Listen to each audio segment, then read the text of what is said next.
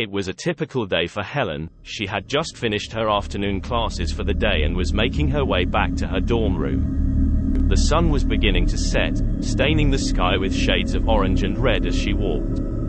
She admired the colors as she made her way across the campus grounds, taking in the beauty of her surroundings. But then, out of the corner of her eye, she noticed a figure in the corner of her vision. She snapped her head around to get a better look, but there was nothing there.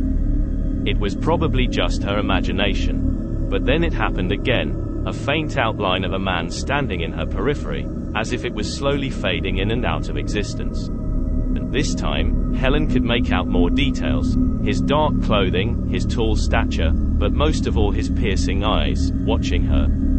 Helen quickly shrugged the figure off and continued on her way, until it happened again. Instead of fading in and out, this time the figure stayed for what felt like an eternity, until Helen finally snapped out of it and continued walking. As she rounded the corner, the figure vanished from view. At first she thought nothing of it and wrote it off as her imagination, as if she had conjured the figure from her own mind. But as the days went on, the appearances became more frequent and more vivid.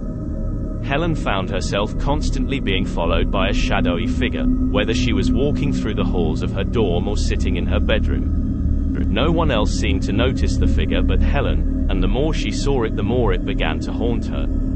She knew something was wrong, but she couldn't place it.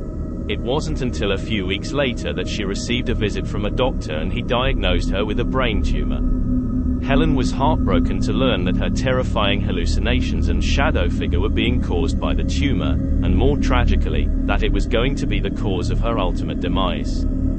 Helen was horrified that a brain tumor was the cause of all her terror, but she was thankful that there were treatments available. She was determined to fight the tumor and live out the rest of her life to the fullest. She underwent surgery and radiation therapy for months, but despite her efforts, the tumor continued to grow. In the end, the tumor claimed Helen's life, leaving the story of her terrifying nightmares and brain tumor to be passed down through the generations. To this day, no one knows why the tumor was affecting Helen in the way it did with terrifying hallucinations, but it will always remain a source of fear and an eerie reminder of the fragility of life.